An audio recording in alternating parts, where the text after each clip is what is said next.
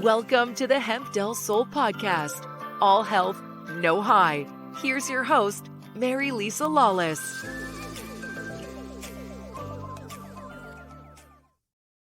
Hello, everyone, and welcome back to another episode of the Hemp Del Sol podcast. I'm your co-host, Jeremy Wolf, and I'm joined by none other than your host, Marilisa Lawless. Marilisa, how have you been? I've been awesome. Life's good, so. Glad to hear. So, yeah, kids are home from school today because of, I think, excessive flooding was rain, the explanation, a lot of rain. So I thought in honor of the kids being home from school, we do a history lesson today. Oh, okay.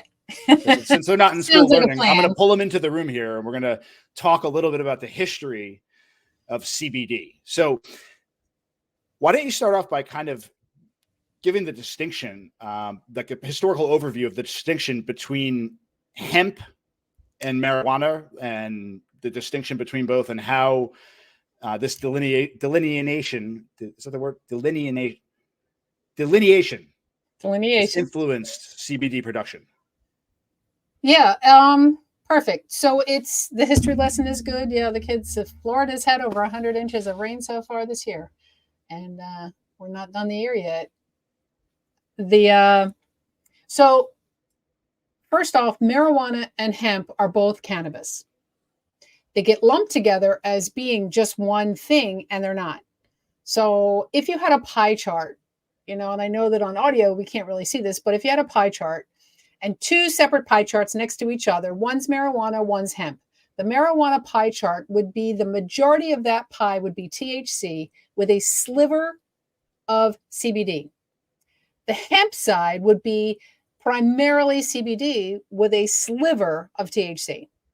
It's the easiest way to distinguish between it. So yes, they're related, but they are not the same. And that's the basic difference. Hemp historically has been used. I mean, George Washington was building things with hemp. It's been in this country for hundreds of years, and it's generally been used for the industrial side. Remember when macrame was real big?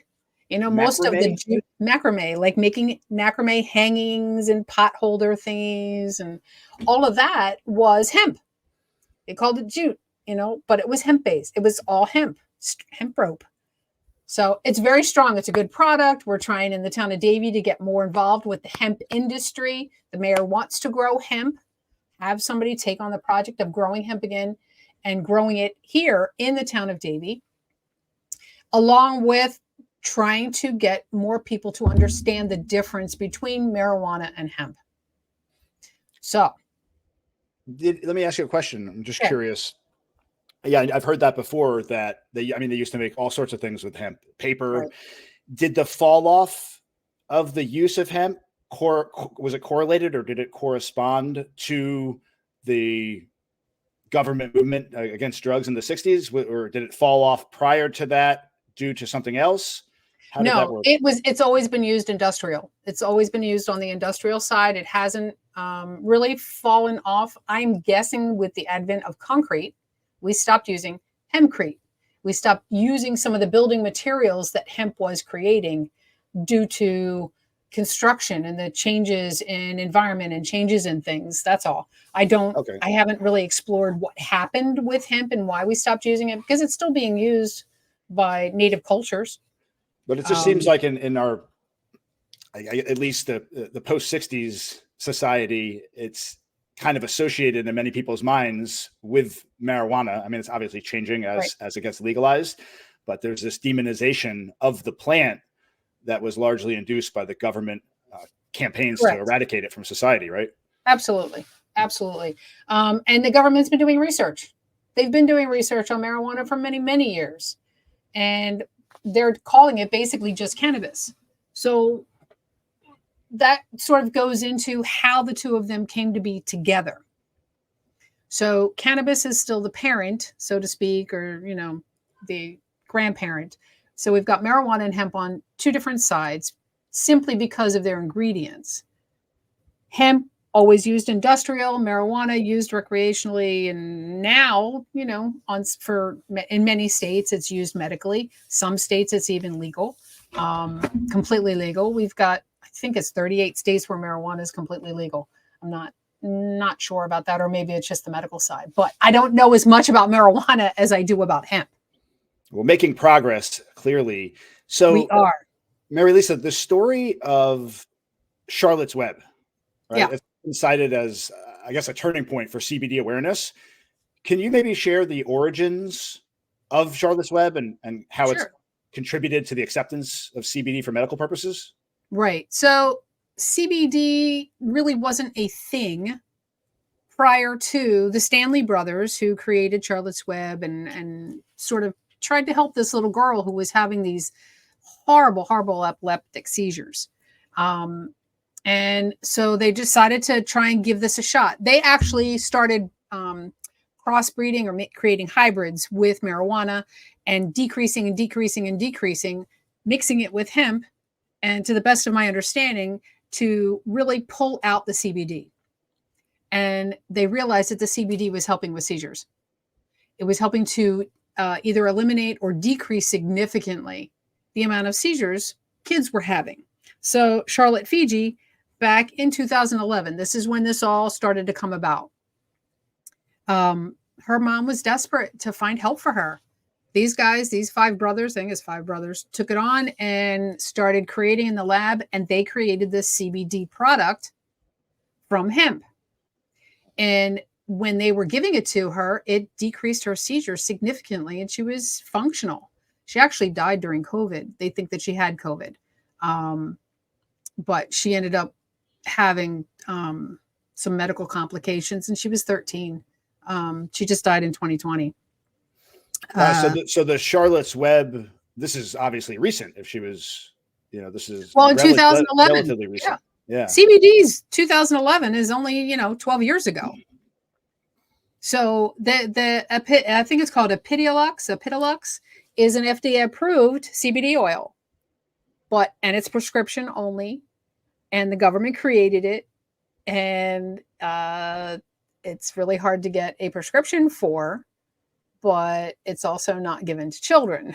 So the FDA's they've been testing, they've been doing stuff in the background, and they do know that it is effective. The FDA is super rigid about what it will or will not allow. Yeah. But at the end of the day, it was just these brothers who had this farm trying to figure out how to help this girl. And they were successful. She lived, like I said, she lived until she was 13. The seizures started when she got what they believe was COVID. She was really sick. It was all during the beginnings of COVID, so they weren't really sure. But her whole family ended up ill, and she ended up in the hospital and all that. But she was 13, so for those 8 years, she had a better life because of CBD. Let's go back in time further okay. Back in time.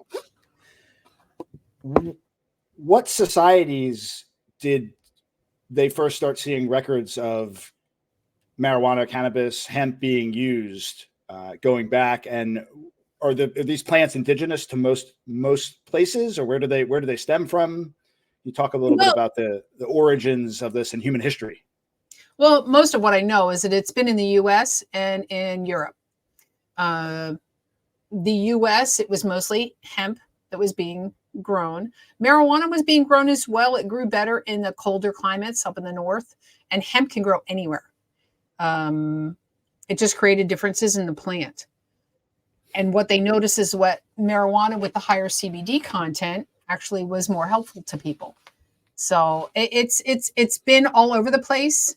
I don't really know where it completely started, like where the first plant came from, but it's been grown in Europe and in the US for centuries. So each culture has its own thing. I don't know of any specific cultures that used marijuana as part of their ceremonies, like we see with tobacco in the native, in the First Nations, they use tobacco. South American, they use the ayahuasca. in New Mexico, they're using peyote. They're using different substances for their shamans and whatnot. But I don't know of any that use marijuana. So when it comes to production of hemp versus cannabis, I know that there's a distinction, obviously, between the male and the female plants. The female is the plant that yields actual cannabis, right? That buds. And then the male is, it doesn't flower. Is that accurate? That's true. That's true with cannabis for whether it's hemp or marijuana. Because remember, cannabis is the parent. So it's both sides. I haven't done as much research on the beginnings of the plant growth. I know that hemp is at full, is grown 6 to 8 months, you've got a crop.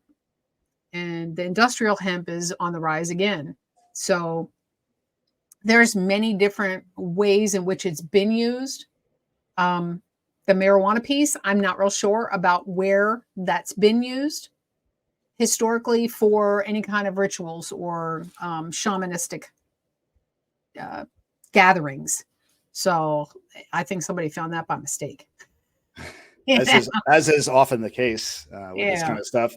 So let's go back to the legality for a moment, because I know we were talking before the show that you're encountering some resistance in terms of promoting your own business as it pertains to CBD right now. So where are we at right now? What's the state of affairs as it pertains to CBD in today's society? So there's multiple layers. So one is that it's not FDA approved.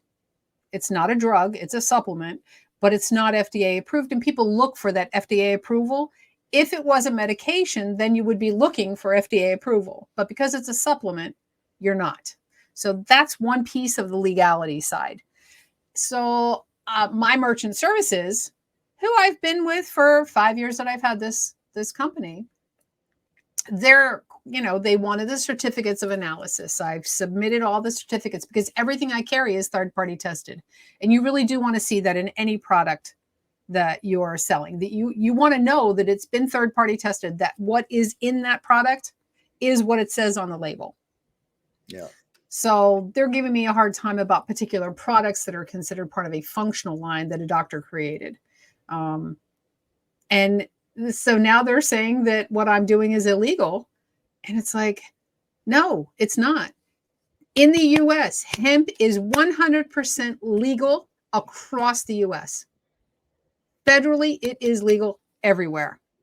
There is no restrictions except the THC level. The THC level must be less than 0.3% in order for it to be hemp, in order for it to be legal.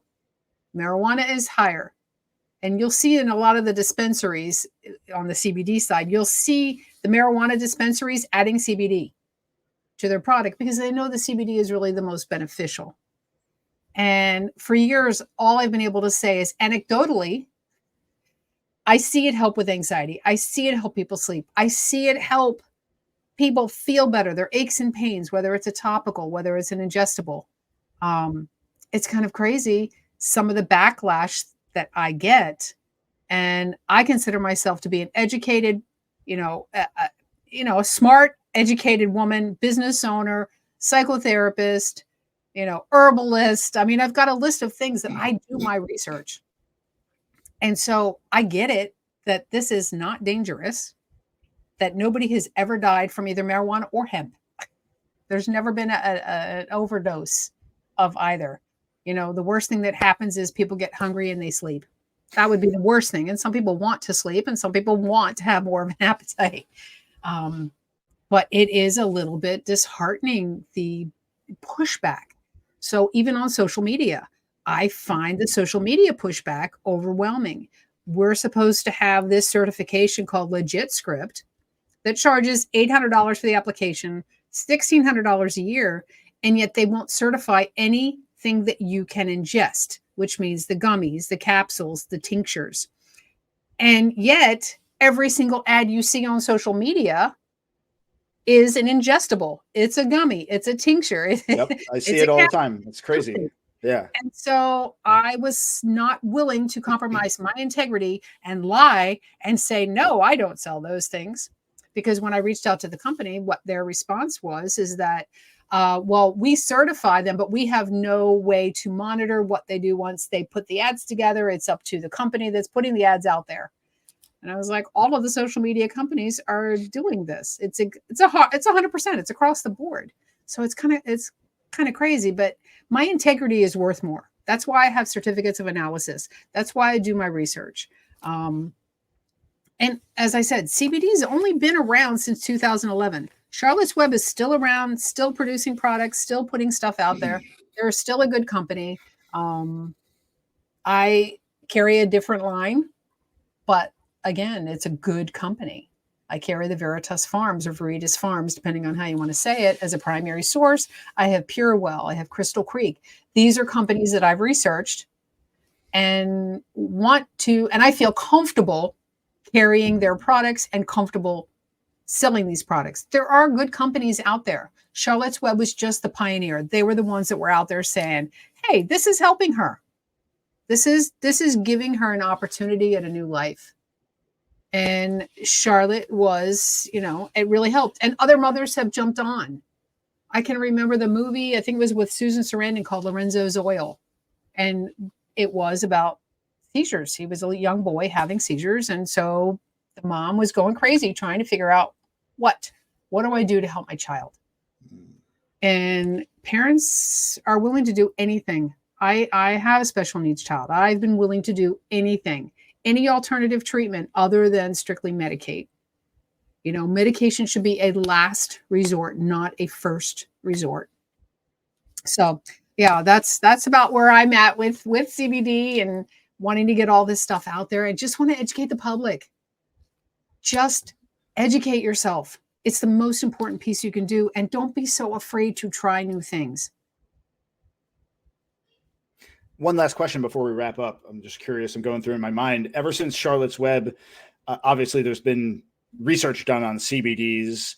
Has there been a push to, I guess, get it away from the world of supplements into more of a medical space for use? Or is that something that hasn't been discussed? That's been going on in the background. That's what the Epidiolex is.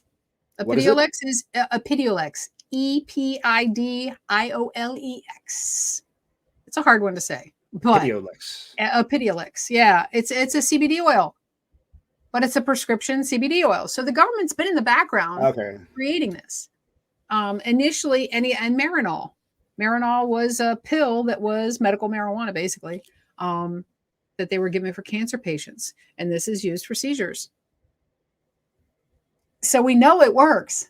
We know that it helps. We don't know all the mechanisms. We know that our brains have an endocannabinoid system and that this stuff helps our neurotransmitters fire better, depending on what it is that you need. And again, like a supplement, it's not going to help everybody, but it is there. And through word of mouth and people talking to each other, that's what's going to get the government to do more, is more push with people saying, hey, this works. When are we going to do more?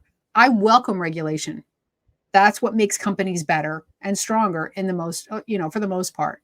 Sometimes it gets lost in lobbying and all that other political stuff. But at the end of the day, it's a good product. It's a good chemical. Awareness is key, and just deprogramming society from that association with cannabis and of course, remember other drugs and laziness and over. Yeah. I mean, it's becoming more and more mainstream, but I still think there's a large swath of society out there that just see it as another evil drug that leads to bad. Well, remember Reefer Madness? Did you ever see that movie? Yeah. That was the government took control of took control of marijuana and then put that movie out. There's a whole thing around that with marijuana, but the government's been there in the background, and that's what our government does.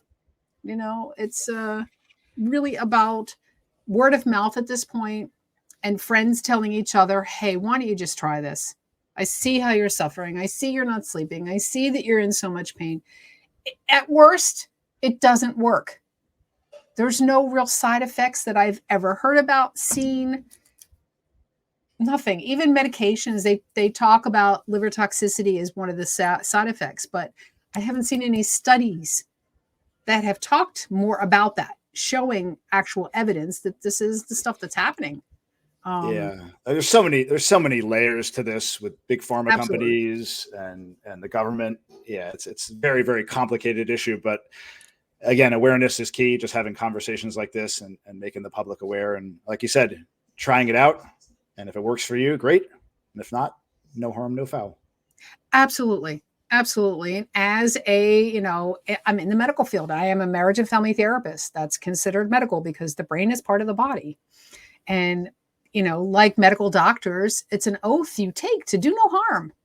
At the end of the day, I don't want anybody to be harmed by anything that I do or say. And that's, again, why I do my research. All right.